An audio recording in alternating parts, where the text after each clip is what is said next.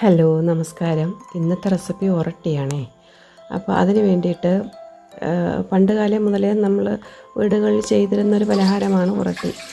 അപ്പോൾ അതിന് വേണ്ടിയിട്ട് ഞാനിവിടെ 3 ഗ്ലാസ് വെള്ളം ആവശ്യത്തിന് ഉപ്പും ചേർത്ത് തിളപ്പിക്കാൻ വെച്ചിട്ടുണ്ട്.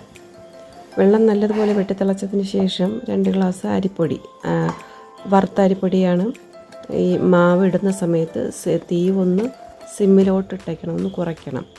നല്ലതുപോലെ ഇളക്കിയ ശേഷം ഞാനിവിടെ 1 മുറി തേങ്ങ ചേർക്കുന്നുണ്ട്. തേങ്ങയും കൂടെ ചേർത്ത് മരത്തവി കൊണ്ട് നല്ലതുപോലെ ഇളക്കി യോജിപ്പിച്ച് ചേർക്കുക.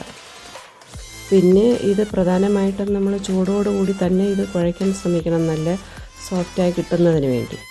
ചൂടോടുകൂടി കുഴയ്ക്കാൻ കൈക്ക് ബുദ്ധിമുട്ടായതുകൊണ്ട് ഞാൻ ഈ സിലിക്കോൺ ഷീറ്റിലിട്ടാണ് കുഴയ്ക്കുന്നത്. ഇത് കുറച്ചൊന്ന് എളുപ്പമുള്ളൊരു മാർഗ്ഗമാണ്. കയ്യിൽ ചൂടടിക്കത്തുമില്ല, നല്ല രീതിയിൽ കുഴച്ചെടുക്കാൻ പറ്റും. നല്ലതുപോലെ കുഴച്ച് നല്ല സോഫ്റ്റ് ആകുന്നത് വരെ നല്ലതുപോലെ കുഴച്ചെടുക്കണം മാവ്.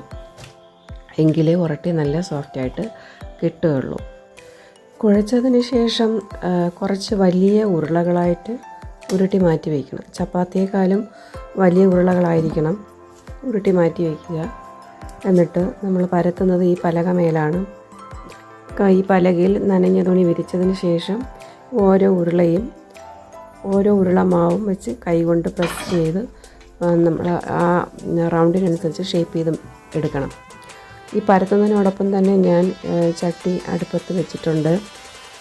മുമ്പൊക്കെ ആണെങ്കിൽ ഈ നോൺ സ്റ്റിക്കിലൊന്നും അല്ല ഈ ഉറട്ടി ഉണ്ടാക്കിയിട്ടുള്ള ഓടിൻ്റെ, അതായത് നമ്മുടെ മൺചട്ടിയുണ്ട് പരന്നത്, അതിലാണ് നമ്മൾ ചുടുന്നത്. അപ്പോൾ അതാകുമ്പോൾ കുറച്ചുകൂടി നല്ല മൊരിഞ്ഞ് കിട്ടും. ഇപ്പോൾ എൻ്റെ കയ്യിൽ അതില്ലാത്തത് കൊണ്ട് ഞാൻ ഈ നോൺ സ്റ്റിക്ക് ചട്ടിയിൽ ഉണ്ടാക്കുന്നതേ ഉള്ളൂ. തുണിയിൽ നിന്ന് പതുക്കെ മാറ്റി കല്ലിലോട്ടിട്ട് ഒരു വശം നല്ലതുപോലെ മൂത്തതിന് ശേഷമേ മറിച്ചിടാവൂ, അല്ലെങ്കിൽ മാവ് മുറിഞ്ഞു പോവും. മറിച്ചും തിരിച്ചുവിട്ട് മൂപ്പിച്ചെടുത്തതിന് ശേഷം നമുക്ക് തന്നെ മാറ്റാം.